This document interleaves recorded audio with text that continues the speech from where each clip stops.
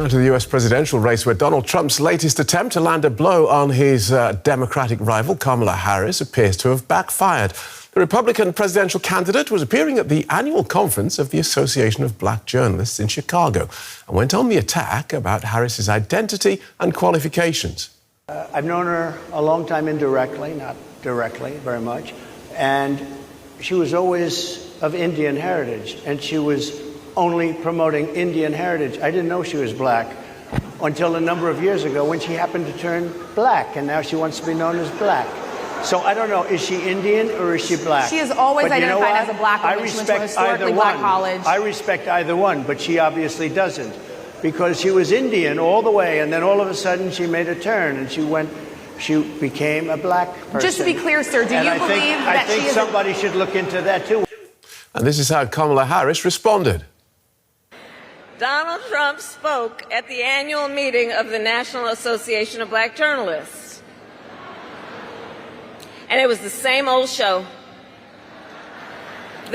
Dr. Andra Gillespie is an associate professor at Emory University's Department of Political Science. Her research specialisms include African American politics and political participation. She joins us from Washington. Welcome back to DW.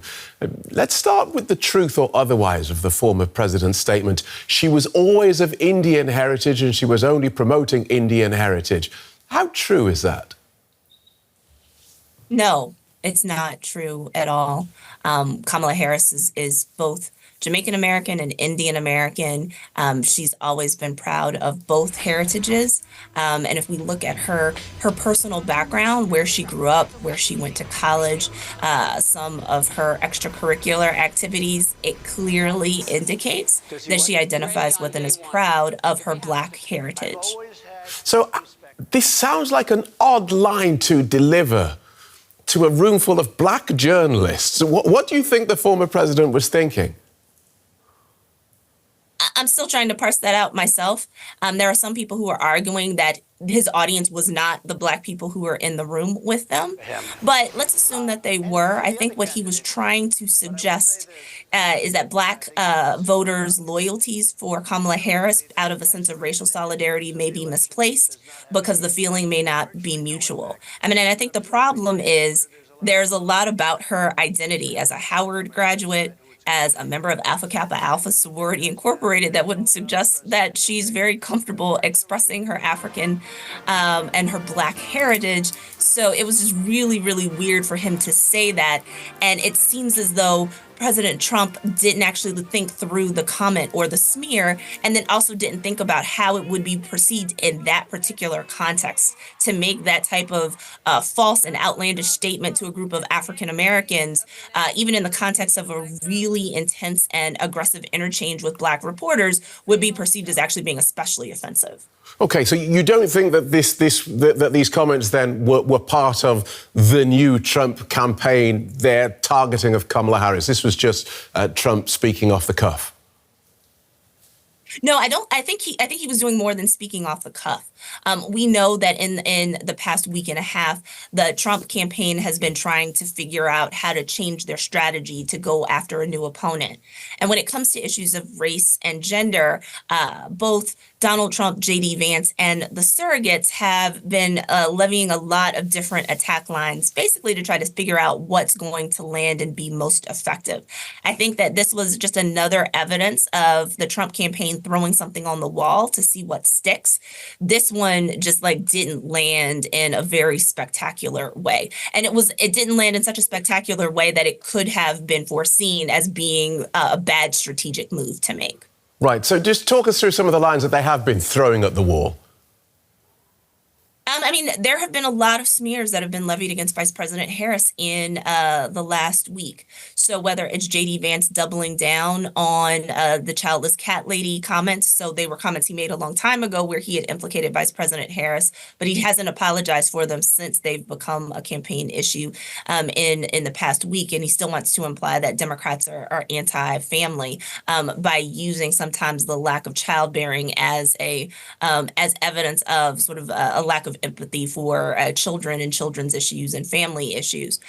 We could talk about the Republicans who, were deriding Vice President Harris as a DEI candidate, such to the point that there are other Republicans who've actually tried to get them to stop saying that, implying that she's somehow unqualified for office. We could talk about other things that President Trump said in that interview at NABJ, where he described her as dumb as a rock, where he brought up the fact that she failed the bar exam the first time she took it over 30 years ago. She clearly has passed it since because she practiced law, for decades after that.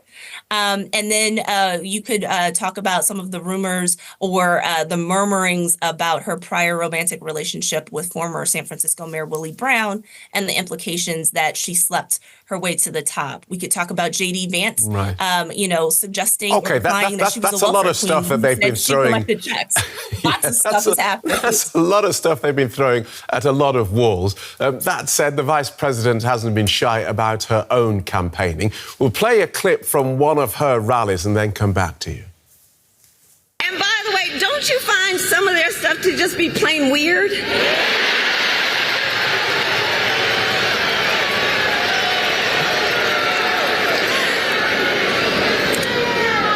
Well, Donald,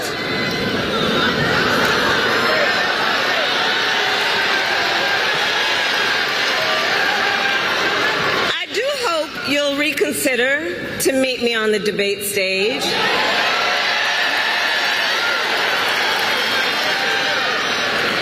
Because as the saying goes, if you got something to say, say it to my face. Andrea Gillespie from Emory University. Tell us about the Harris campaign's attack lines. So the idea that Trump and Vance are saying weird things seems to be something that they think is resonating with Democratic voters. So we've not only seen Vice President Harris use that line, we've seen some of her surrogates, especially some of the leading candidates for vice president, also pick up on the weird trope. And I think they're also trying to sort of play into the idea that this in keeping with the throwing everything at the wall to see what sticks paradigm, they're throwing things out there that are contradictory. Like you can't be a bitter childless cat lady and be a welfare queen or Jezebel at the same time. Like they don't go together. Just the idea that she is willing to challenge Donald Trump to a debate and actually use the idea of say things to my face kind of reminds some people of what schoolyard fights used to look like back in the day. But she is standing up to and she's making clear that she is responding to these attacks in as direct a way as possible. How big a backlash has there been against the former president's comments questioning Kamala Harris's race? And are they real or just politically motivated outrage? Well, I mean, I think it's going to remain to be seen how viral these comments were. But, I'll use a personal example. My mother heard about this and called me. She's probably never really thought that much about NABJ, though I have been to NABJ conferences. And I know she's never watched one of their interviews before. So the idea that there might be a certain virality to this, I think, is what makes this dangerous. There's some who argue that, Trump did this and was, intentionally provocative because he wanted to put himself back at the top of the news cycle.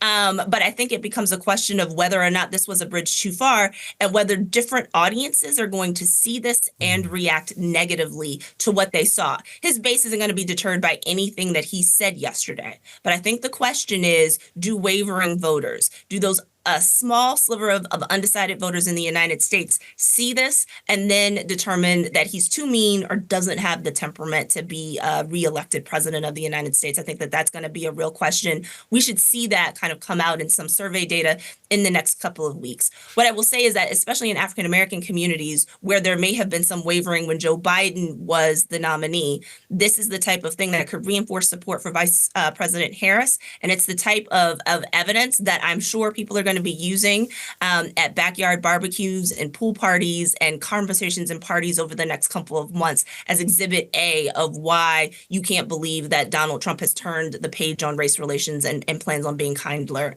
and more gentle. Is there current polling on the two would-be presidents with Biden out of the race and memory of the assassination attempt against Donald Trump fading?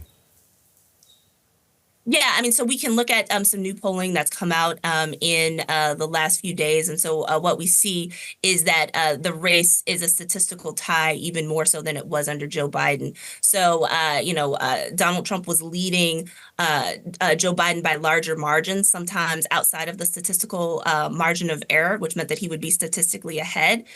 The most recent polls that I have seen suggest that Kamala Harris is more clearly within the statistical margin of error and would only be, a couple of points behind Donald Trump. And so what that suggests is that this is anybody's race.